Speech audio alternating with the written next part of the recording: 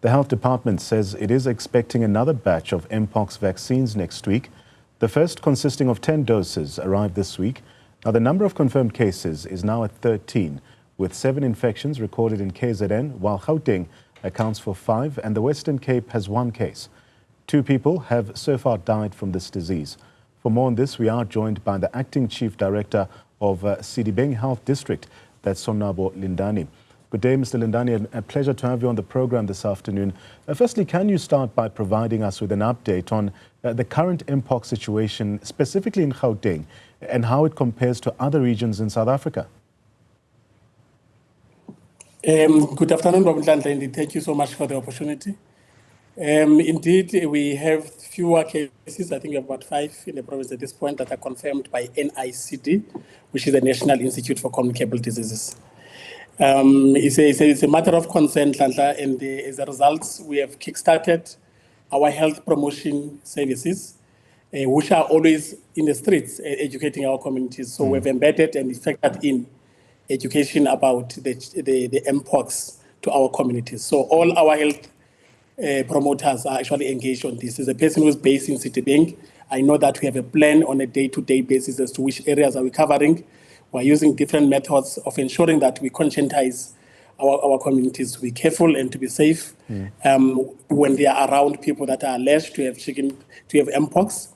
And also we're encouraging people, if you are developing a rash that is coming from nowhere, maybe you are suspecting that you may be having MPox, that you must consult the health providers as soon as it is possible. We're using local radio stations, we're using as well local papers, just because our party at this point is largely focused in educating our communities.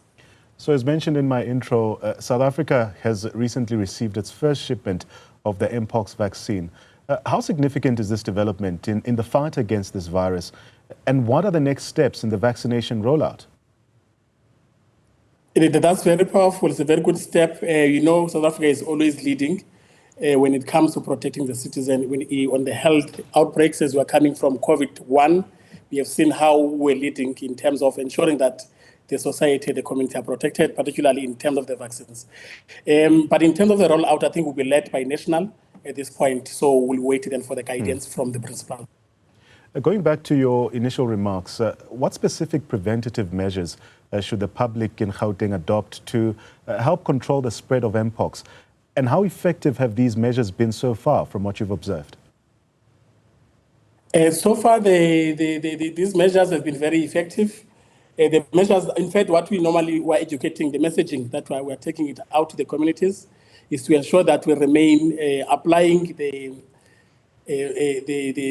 protective means of washing hands, ensure that we disinfect our hands.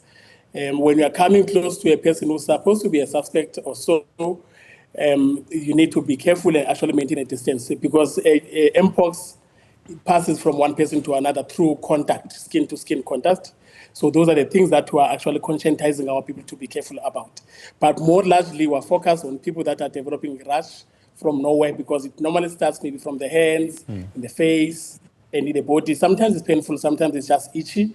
So then we just want to say, if you have such that is just developing out of the blue, do consult as soon as it is indeed possible. So as we try to understand this disease, can you elaborate on the symptoms of MPox, but also the importance of early clinical evaluation? How can the public differentiate MPox symptoms from those of other common illnesses? That's a good one. I think what is key here, if a person has any symptoms that are the rash, you have fever, you have chills, it's a normal symptoms. You have exhaustion, sometimes swelling of the glands and the headache. So those are the normal common symptoms. So if those symptoms are there and then you have some rash, so we don't want people to actually use any skill to differentiate. Then we're just advising them to consult the health providers, because the symptoms, they indeed overlap across several conditions. I think you have seen even during COVID time that the symptoms of COVID were not unique symptoms that were only coming with COVID. So if you have all those symptoms such as fever, chills, the swollen lymph nodes, exhaustion, and we are having this rash that is just developing from nowhere. So we're just advising people to consult the health providers. The other thing that we're doing a lot for all the cases, the cases that we had in the province, then what we do, in fact, particularly in Sedibeng, in fact, the approach is one. We do something called index tracing. So we want to know, okay, we have a case, now you have been diagnosed with MPox. Who did you come into contact with? Then we visit the families, we do the door-to-doors and kind of trace anybody that has been around this person. So we call that index tracing. Mr. Lindani, Yes. what is the Department of Health strategy for really managing this outbreak, particularly in terms of supporting mild cases and handling complications as well? The health system is ready to deal with any kind of situation that we can face. But the main thing here is to educate people. The health promotion mechanisms, we have strengthened them, and the messaging is there in all the health promoters across, so that when we educate, because we normally do that, this part of the MPox is part of now, it's been integrated as part of our education that we're giving to our people. Because for people, let's say if you have come into exposure with MPox, you may take, the incubation is 3 to 17 days, up to 21 days. So at times, even if you're infected, you didn't know that you have it. So we didn't know who has it, who doesn't have, because at that point, there are no symptoms, there is nothing until then it hatches. Then with those, the chills, the fever, the rash. So the most important strategy, I think, across it is the health promotion part, the health education, conscientizing our people to maintain social distance, to avoid the skin-to-skin contact. Even with the loved ones, the huggings, we try to be far from the people to protect those that are around you. So the main thing is about health promotion and education, educating our people.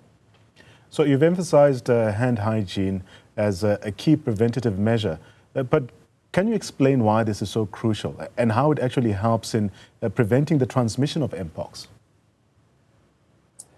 Infection, normally it passes from one person to another, through, particularly with the hands, because we use the hands largely to do touch. Even if you are greeting a person, you are taking a cup, you are doing anything. So hands are very important because they get or pass infection. So it's very important. Hand hygiene generally in the IPC measures is one of the important ones, which is why at some point, I think once a year, we do it, promote it regularly, but once a year we do have something called hand hygiene awareness, because we know it's a scientifically proven thing that a lot of infections, they pass through the hands. But in the case of MPox, the skin contact is actually prohibited because it passes from skin to skin with this rash that a person is having. And then another person may not be knowing that is even having this MPox. So what is important, if a person is suspicious that he may be developing these symptoms, it's important that this person consult the nearest service provider, because you may not actually know. Yeah. And how is the Sedibeng Health District really engaging with communities to also raise awareness about MPox, but ensuring that people seek medical evaluation promptly if they exhibit some of these symptoms that you've mentioned?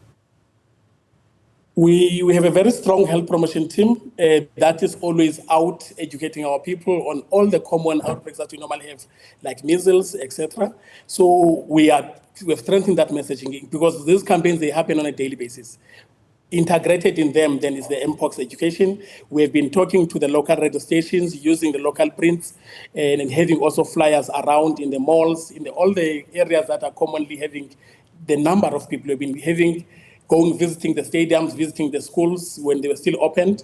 But all the areas that are having our people in big numbers, we are visiting them. So the most important thing is education. In all our facilities, anybody who comes within our facilities, so that messaging, it is one and coming across, because some of the people are presenting themselves for other conditions. So, but what we have integrated now is this messaging about people being very conscious about this MPox. What is more key about it, though, is to consult the service providers as soon as it is possible if you are very suspicious. We don't expect people to self-diagnose. So the health system is out there and ready to actually manage any eventuality with regards to MPox. And with the arrival of the vaccine, how is the health department really prioritizing who receives it first? And what are the plans for securing additional doses from what you've observed so far? It is indeed a national prerogative, that one. So we will be guided by national as well as the province when it has already been cascaded down. But generally, it's not for everybody. It's for the people that are needing it, particularly the ones that are high risk. Because we know your high-risk people that are more vulnerable, the immunocompromised people. So, but the actual guideline will be coming from national as to, because you can see that there are very few. But also the cases, it's not a lot. We don't want more than what we're having, but what is concerning, the numbers are going up, which is why we've strengthened the health promotion and the health awareness around MPox as the district as well as the province. And lastly, looking ahead, what measures are being put in place to ensure preparedness for any potential increase in MPox cases? And how can the public then contribute to these efforts as well? The public can contribute largely by not avoiding all these misinformation that at times they're in social media, but we don't have a lot. In this case, I must acknowledge. But I think what is key is to ensure that we follow the instructions, we follow the lessons that we're getting through the channels such as yours, because this information is coming out, and then people, they must comply. And when they have these symptoms, they must indeed consult. And then whoever is affected, I think what is key, and that person must be supported as much as it is possible. The system is ready. We are going towards NHI. We have been assessed. So we are geared up. We don't want our people to be sick, but in any eventuality where people have to be admitted, the system is ready to handle any kind of situation. We have qualified experts. We are serving with a smile. We are ready for our people. But what is more key here, which is in line as well with the NHI, is a preventative area where our people, we prevent them getting this MPox at all or any other sickness. That is airborne, that can be even TB, because we are doing these awarenesses largely. They are moving around TB. TB is curable. Our people are not finishing treatments. What is key, people, is for them to take education and the lessons that are given in the clinics, in the hospitals. They comply with the medication. But in this situation of MPox, what is key is to ensure that whoever has symptoms must consult. Come to the service providers, and then we'll guide you and then educate as well those that are around you. Let me thank you for your time, Sonwabo Lindani, really sharing his insights on the MPox awareness and measures being taken in Gauteng